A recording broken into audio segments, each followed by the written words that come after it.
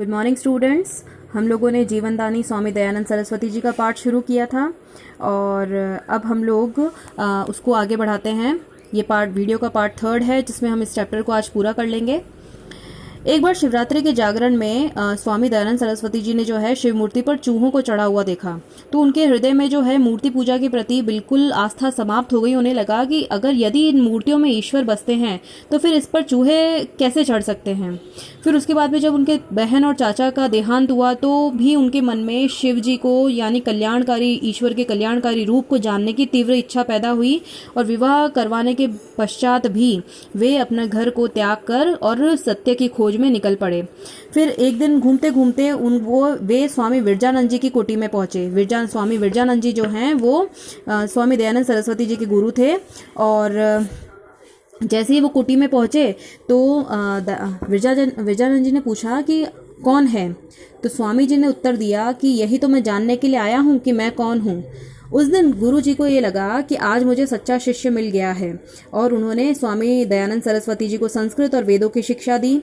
शिक्षा पूर्ण होने के बाद में स्वामी दयानंद सरस्वती जी ने जब गुरु दक्षिणा के रूप में स्वामी विरजानंद जी को सबसे ज़्यादा प्रिय थी लौंग, वो भेंट की तो विरजानंद जी ने कहा कि मैं तुमसे ये गुरु दक्षिणा नहीं चाहता, मैं कोई और गुरु दक्षिणा चाहता हूँ।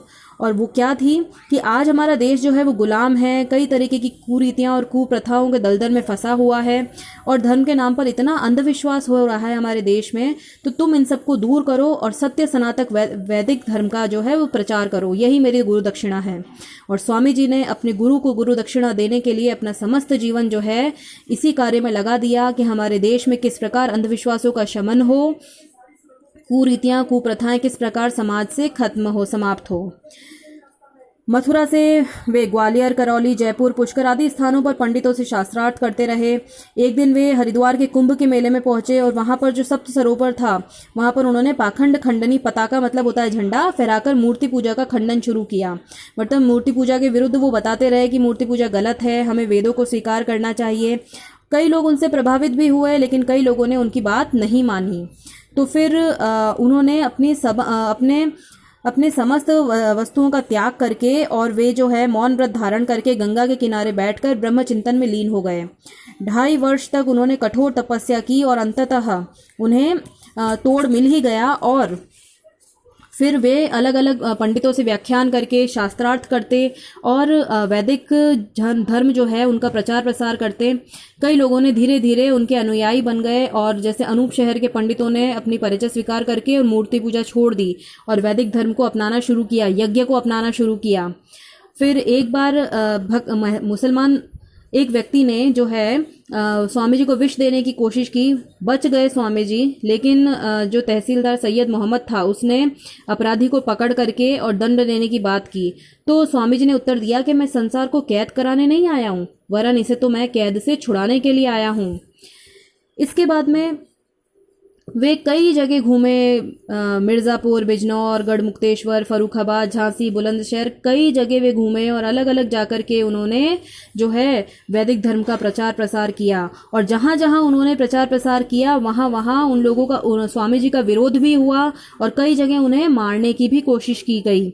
जैसे एक बार हम देखें तो ये कर्णावास में जब वे पहुँचे तो कर्णावास का ठाकुर जो है कर्ण सिंह, वो चक्रांकित संप्रदाय का था, चक्रांकित संप्रदाय को मानने वाला था और उसने स्वामी जी पर कुपित होकर के उनके ऊपर तलवार खींच ली। तो स्वामी जी ने वो तलवार लेकर के धरती में डाल दी और अपना रक्षण किया। इसी तरह बहुत सारी जगह पर जब कानपुर, रामपुर, कन्नौज आदि सब जगह स्वामी जी पहुंचे तो कई उनके अनुयायी बनते गए, कई लोगों ने उनका स्वागत किया, कई लोगों ने आर्य धर्म को स्वीकार किया और कई लोगों ने उन पर जानलेवा हमले भी किए। अब इन्हीं वैदिक धर्म का प्रचार करते हुए सन 1874 में जो है उन्होंने सत्यार्थ प्रकाश का लेखन शुरू किया और इसका प्रथम संस्करण जो है, पहला एडिशन जो था वो 1875 में 1875 में प्रकाशित हुआ। इस ग्रंथ ने जो है पूरे देश में क्रांति ला दी क्योंकि सत्यार्थ प्रकाश जो है वेदों से उद्धृत एक ऐसा ग्रंथ था जिसने वैदिक धर्म के खूब सारी गूढ़ गुत्थियाँ जो है उसे सुलझा दिया था।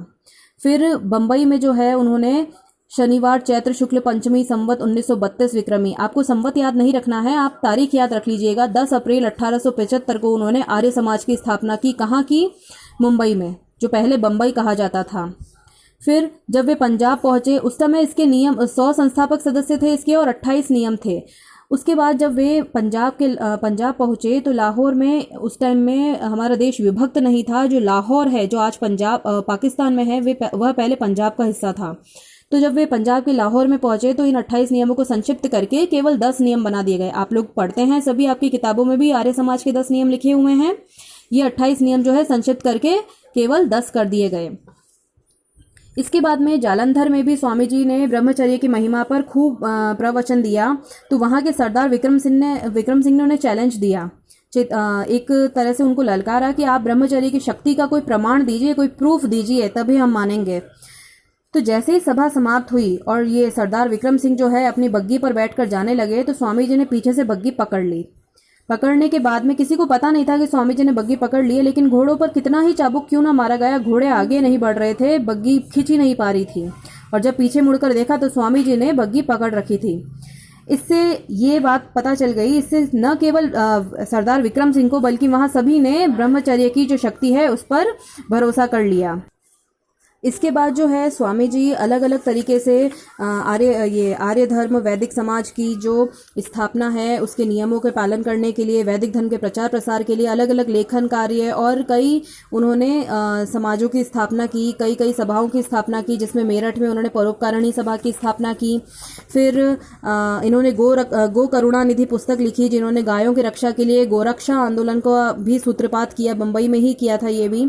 इसी क्रम में जब वे राजस्थान पहुंचे तो राजस्थान में उस समय बहुत ज़्यादा जो व्यसन राजा लोग जो थे उनमें खूब व्यसन बढ़ रहा था। तो उन्होंने राजस्थान को भी अपना केंद्र बना करके अलग अलग जगह पर उन्होंने प्रवचन शुरू किए। जब वे जोधपुर पहुंचे तो जोधपुर के राजा जसवंत सिंह जो थे वो दुर्व्यसनों में फंसा हुआ था, मतलब बहुत ही ज़्यादा लंपट राजा था वो। तो उनकी एक सेविका थी जिसके द्वारा स्वामी जी को विष दिया गया। स्वामी जी ने उन्हें सीधा सीधा कह दिया था कि तुम क्षत्रिय हो तो तुम इतने नीच कर्म क्यों करते हो। तो उनकी जो सेविका थी, उसे राजा की सेविका को ये शब्द अच्छे नहीं लगे और उन्होंने किसी रसोइये जगन्नाथ के हाथों स्वामी जी को विष दिलवा दिया। और इस विष के कारण ही स्वामी जी की जो मृत्यु हुई, उनके अंतिम शब्द थे, हे दयामय, हे सर्वशक्तिमान ईश्वर, तेरी यही इच्छा है, तेरी इच्छा पूर्ण हो, तूने अच्छी लीला की। इन शब्दों के साथ स्वामी जी ने जो है अपने प्राण त्याग दिए और उनके भक्तों ने स्वामी जी के कार्य को आगे बढ़ाने के लिए डीएवी लाहौर में, पंजाब के लाहौर में डीएवी संस्था को प्रारंभ किया, दयानंद एंग्लो वैदिक। डीएवी का फुल फॉर्म, आपकी स्कूल का नाम, दयानंद एंग्लो वैदिक संस्था जो थी, इंस्टीट्यूशन, ये उस समय लाहौर में प्रारंभ किया गया और वहीं से उसकी अलग अलग ब्रांचेस निकाली गई, गुरुकुल खोले गए, शास्त्रार्थ हुए, फिर स्कूल्स भी खोले गए। और स्वामी जी के फिर जो भक्त थे, जिनमें आगे श्रद्धानंद, महात्मा हंसराज, दर्शनानंद, लेखराम, ये सभी जो है स्वामी जी के कार्यों को आगे बढ़ाने के लिए उद्यत हुए। इस प्रकार गुरु दक्षिणा की बात यहाँ पर है, अपने गुरु की बात रखने के लिए, अपने गुरु को दक्षिणा देने के लिए, गुरु विरजानंद जी की इच्छा पूरी करने के लिए स्वामी दयानंद जी ने अपना संपूर्ण जीवन लगा दिया। और अब आर्य समाज भी है जो इसी तरह अपना योगदान दे रहा है। तो ये यहाँ पर हमने स्वामी दयानंद सरस्वती जी की गुरुपरायणता के बारे में पढ़ा।